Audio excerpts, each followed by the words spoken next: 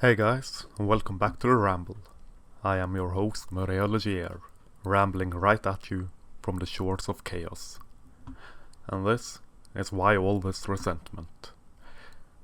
I don't believe myself to be the only one who is curious to figure out why men's rights activists and advocates are so horribly reviled and, without putting too fine a point on it, hated.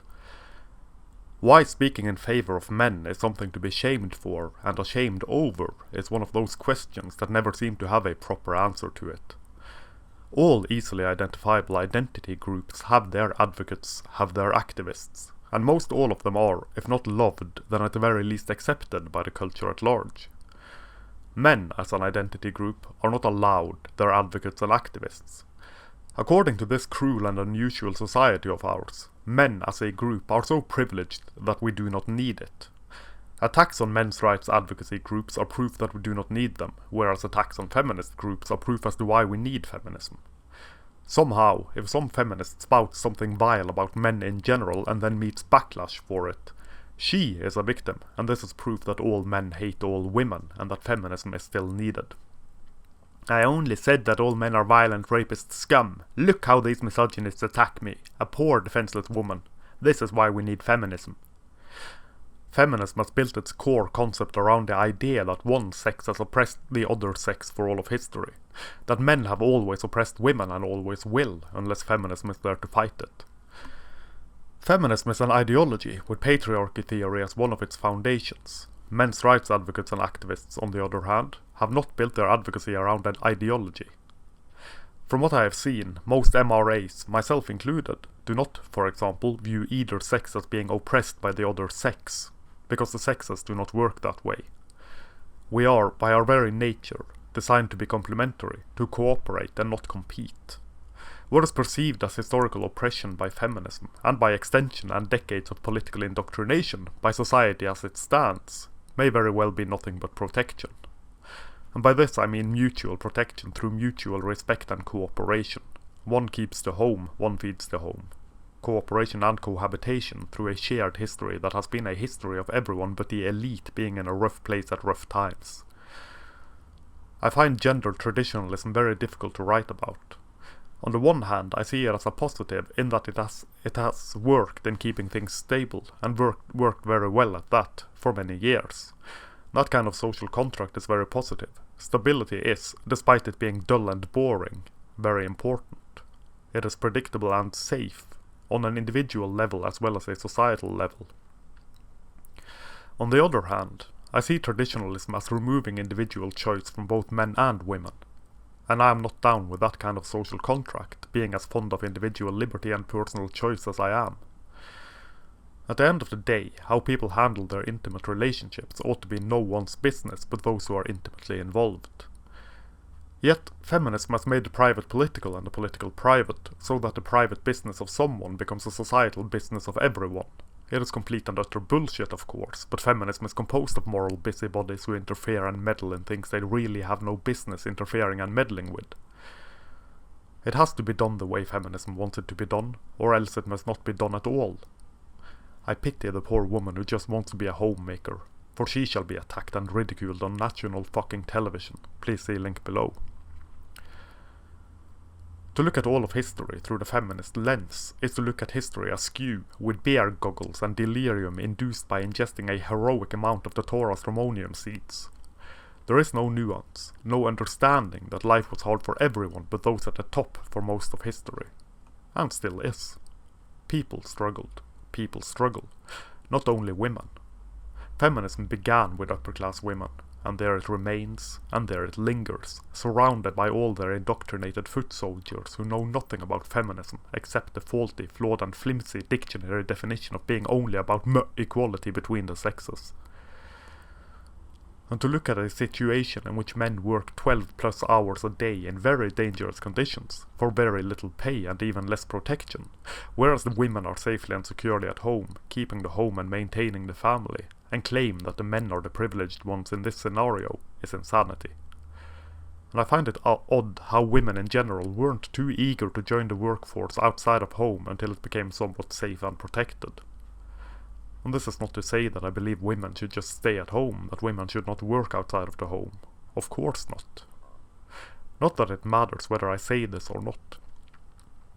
As one would expect, I have been told by a feminist that this is exactly what I believe. What I actually believe matters not at all. I believe everyone should be free to choose whatever the fuck they want to choose. This does not matter at all to any feminist faced with such a terrible trespass on their personhood as someone disagreeing with feminism. If an ism becomes such an enormous part of oneself that disagreements with the ism is taken as a personal attack, one would perhaps do well to restructure one's personality a bit. Or just grow one, for that matter. Erlenmeyer flasks are very cheap now, and the cultivation of a personality is easier than ever. I promise. I cannot for the life of me understand how an ism has come to mean women, not the ism. Attacks on feminism is not attacks on women, yet the bulk of society act as though it is. The only thing this proves is that the bulk of society needs to get its head out of its ass. Women who are possessed by feminism appear to believe that feminism imbues them with special mind-reading abilities, so that they can ignore what a person actually says and does and thinks, in order to decide for themselves what a person really says and does and thinks. How very much like a feminist that is. Only hearing what they want to hear and only seeing what they want to see. Ideologically blindfolded and perpetually deafened by that most holy of feminist chants, that most solid and robust feminist argument. It's due to patriarchy, fuckface. To make the claim that selling one's soul, selling one's life and time and health and well-being to a soulless corporation or company is a more privileged and desirable position than giving one's soul and spending one's life with one's home and family is ridiculous. Taking care of the home and caring for the family is a far greater gift and a far greater position to be in than slaving away at some job or other. Of course, men working as much and as hard as men tend to is done for the good of the family, given that there is a family to support. It is self-sacrifice on part of the male. Yet trying to get any recognition for this, any gratitude, is met with sneers, snarls, smears and such like from most of society. And men who work too much spend too little time with their family, and this is a bad thing. And men who work too little are not good providers and do not do enough for the family, and this is also a bad thing. Men are valued by what they do, by what they can provide. Women have value in and of themselves. This is something most people are blind to, for some peculiar reason. I suspect that it is willful blindness. It is way easier to get someone to do for you by stating that you are oppressed and so deserve something, even if you have not earned it. There's more than enough men tripping over themselves to do everything and anything for women, no matter how inane, undeserved, selfish or unreasonable. Refusal to do so gets you nothing but ridicule, scorn and shame from both men and women. Expecting women to do something for men in return is high proof of sexual discrimination and oppression. Relationships are not a two-way street, not anymore. Men must prove and men must earn, and women are free to demand and to expect. Such do the winds of the culture blow, and it blows big time. What the hell does the marriage proposal look like, when one distances oneself from it? The man, down on bended knee, presenting an expensive and overpriced luxury item to the woman, as if to say that I can provide this and even more riches, if you will only find me worthy. I've got enough disposable income through my toil and sacrifice to make this work. In this culture, men can do no right by women nor by their own family. Whatever it is not good enough and it must be complained about, and men need to fix themselves. Do this, do that, do this and that, even when this contradicts that and that is in direct opposition to this. Men do not need, nor do they deserve any recognition or any gratitude for their everyday deeds of heroism and sacrifice. For men are disposable human doings, not valuable human beings. Men have no value in and of themselves. And this is the message as the message is beat into our aching backs and bruised and battered minds. Men need no recognition, only shame and pain and neglect. For men to sacrifice themselves is expected. For men to do so without the slightest gratitude or recognition is even more expected. It is just something men are supposed to do, and something women are supposed to receive.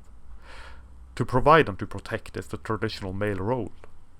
And there is nothing wrong with this on its face and when a traditional relationship is agreed upon by both parties. What is wrong is the expectation of traditional roles for men and the eradication of traditional roles in turn for women. If it is acceptable for women to expect this or that from men, it should be acceptable for men to expect this or that from women. And this is not the case. And so things are very much slanted, in favour of women and against men.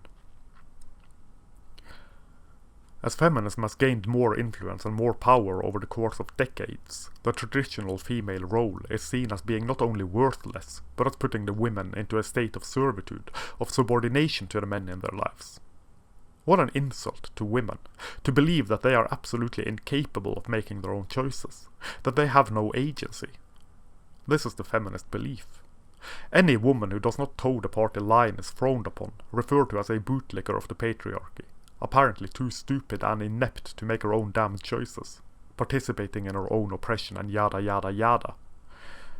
If you think I'm hard on feminism, you ought to hear my wife going off on them. In her own words, feminism refuses her agency and her self-determination, and she takes this as a grave insult. And feminism claims the eradication of both of the traditional gender roles. It is not unusual that what is being said is not what is being done. One should look to the actions of people, not their words. And the same goes for movements. Actions speak louder than words ever could. The dictionary definition of feminism is rendered pointless and nonsensical by the actions of feminism. Women shall have complete freedom to do whatever, and men shall not be free to do anything but that which women demand, which in turn and given time has given rise to an incredible entitlement from women in general, who have been spoon-fed the ridiculous notion that they are oppressed by men and that men owe them this and that and the other.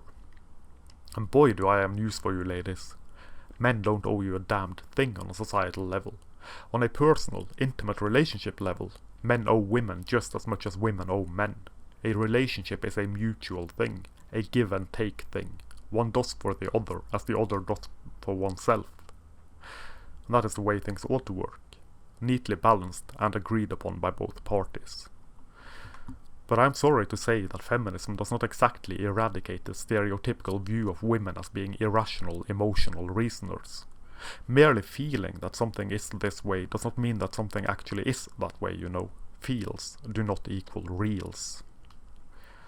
Western civilization fucked up completely by listening intently and bending the knee to an ideology who made an entire sex its natural enemy. Western society fucked up even more by giving the reins to an ideology who began, perpetuates and maintains a war between the sexes for no reason other than maintaining a war between the sexes. Feminism is more powerful than any ideology or belief system has any right to be. Particularly so when built on a false narrative. Men are not at war with women. Feminism is at war with men. And with women who do not pledge allegiance to the feminist hive mind. In becoming as powerful as it has successfully painted this picture of men as facing no real problems in society, and this has become accepted by the culture at large.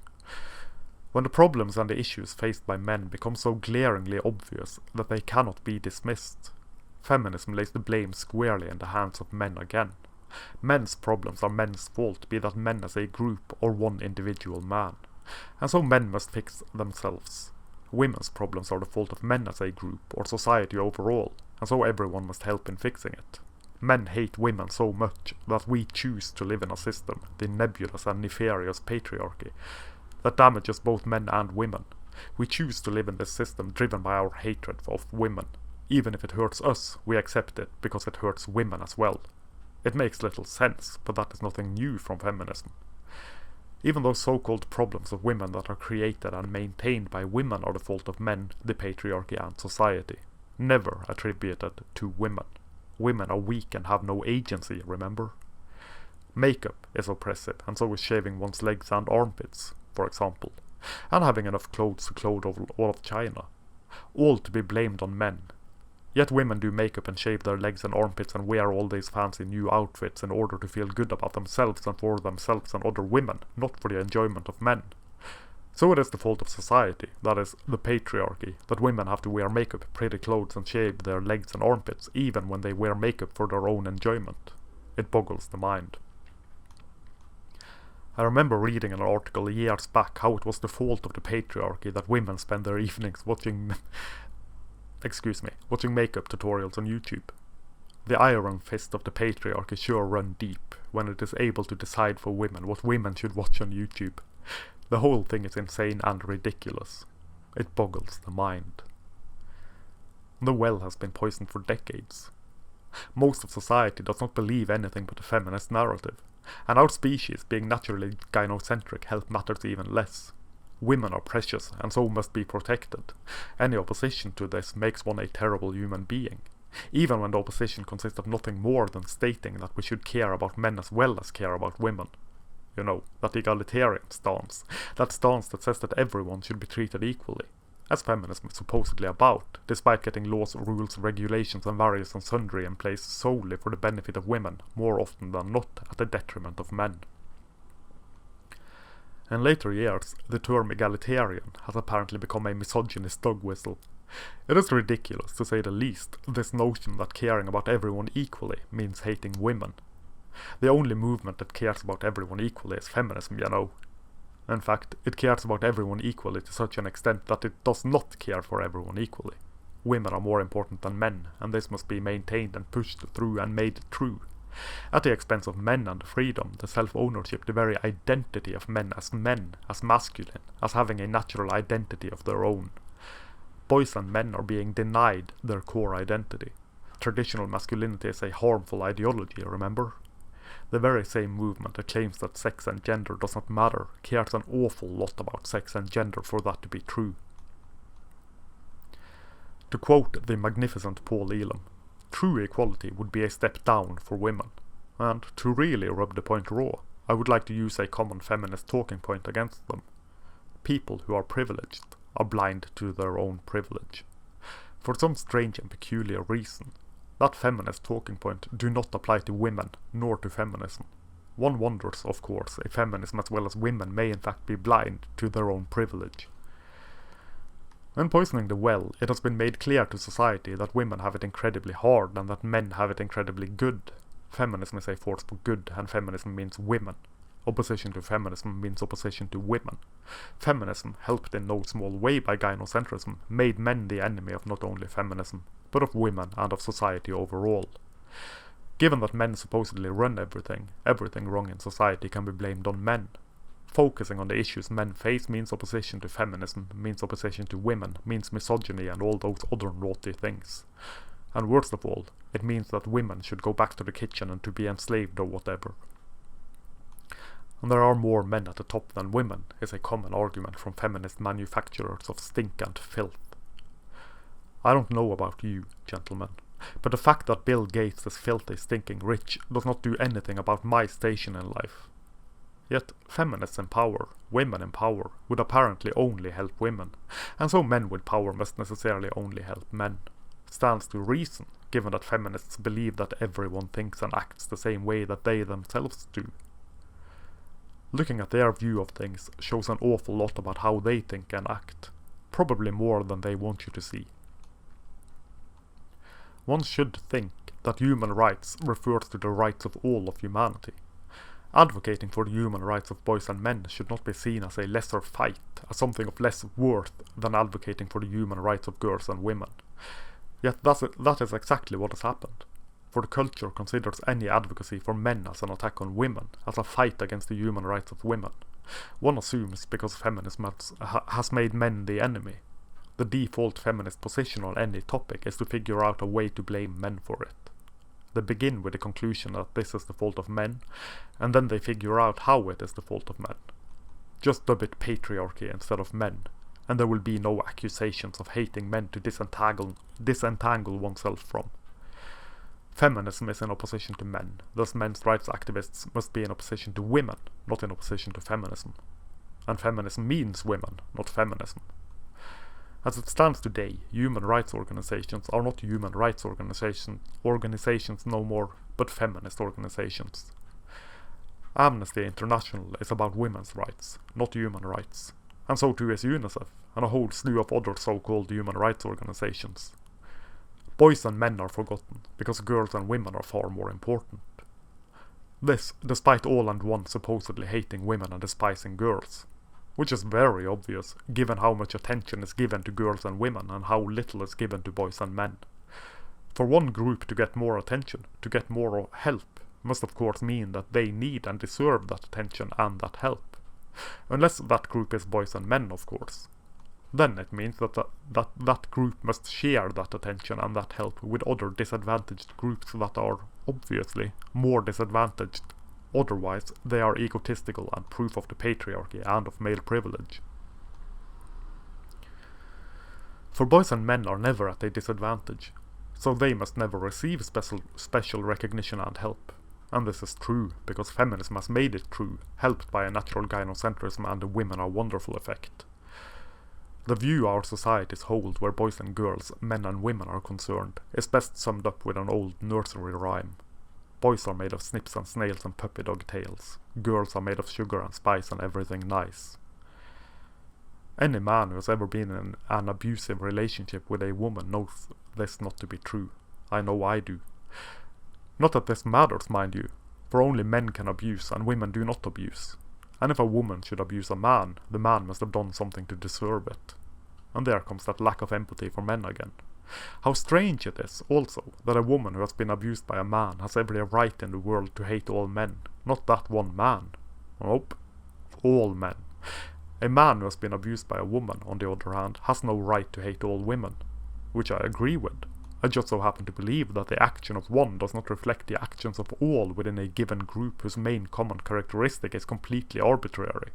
In this instance, it is chromosomes and genitalia. Men as a group may be smeared in this manner, and women as a group may not. It is discriminatory and proof of oppression when done against women, not so against men. No one has ever really bothered to look at the male condition. All our focus for the past 60 years has been to look at the female condition, in a minute and self-contradictory manner. Because women are far more important than men, don't you know? Besides, feminism helps men too, despite refusing to listen to what men have to say about themselves and their own condition. What men say about themselves or their plight is of little importance, for feminism holds all the answers to all things sex and gender. But they begin with a conclusion and work from there, and the conclusion is that all men hate all women and have done so for all time. That all men hate all women is an idea so absurd that it ought to be ridiculed, scoffed at and thrown away. The fact of the matter is quite the opposite. Men tend to love and care for women, to protect and to provide. If anything, this is the greatest flaw of men, in that it makes us accept quite a lot of nasty behaviors and whatnot from women which we should not accept. That is nasty behavior which we would not accept from other men. The incredible influence feminism holds would not be possible if society, if the culture, if the nations which host the feminist hordes were governed by men who hate women. This ought to be obvious. And there, I think, is the crux of the issue. Men love, care for and wish to protect women in general, not other men, and so too do women in general. As a result, this also goes for society and culture overall. Any man who does not put the well-being of women at the top of his value system is not a true, proper, honourable and decent man, according to both men and women. And the same applies to women. Any man so naughty as to focus on himself and his own well-being, his own goals, his self-realization, MGTOW for example, is an enemy of women. Merely for not having women as his sole focus. Considering that a woman needs a man like a fish needs a bicycle, one would believe feminism would be pleased with the idea of men going their own way. They won't bother women then, you know. This is, of course, not the case. It does not place women on a pedestal, nor does it focus on women, and so it must be attacked and scorned. The very notion that people do not put women as the focus in their lives is so alien to feminism that they cannot believe it. Feminism sure as hell spends a lot of time focusing on men, and so, given their propensity for psychological projection, any movement for men, with men, about men, must focus on women, in a negative way. People who advocate for the human rights of boys and men are guilty of the same thing as MGTOW. Not putting women on a pedestal, not focusing on women. And that, I believe, is a simple reason for MRAs being reviled, smeared, assaulted and attacked from all and sundry. Women are not the main focus. Men are. And this is a terrible, terrible, terrible trespass on good form and decency. Feminism plays a zero-sum game, and so too do our societies overall. It focuses on women to such an extent that it neglects men. And so any focus on men must necessarily neglect women, according to the hive mind. And there is nothing more terrible than neglecting women, even if the only thing one is guilty of is putting men into the equation. That is, putting men into the equation in a way not accepted by the feminist hordes, whose way of putting men into the equation is stating that men must alter their very being, be engineered into something other than what they are.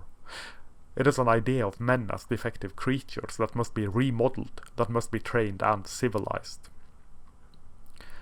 All supposedly to help men, though this is difficult to believe, considering that all the articles and so and such from the mighty beak of feminism which I have read on the topic of men fixing themselves have had the main goal be that men need to fix themselves to be of better help to women and to feminism. Men don't matter. Women do. That is the long and the short of it. There is nothing more terrible than showing care, compassion and consideration towards men, especially when it has nothing to do with women.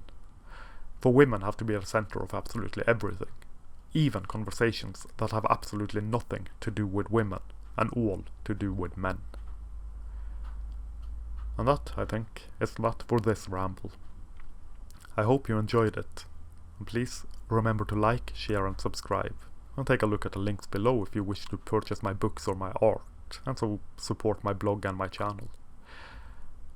And this is Wherein I, signing off.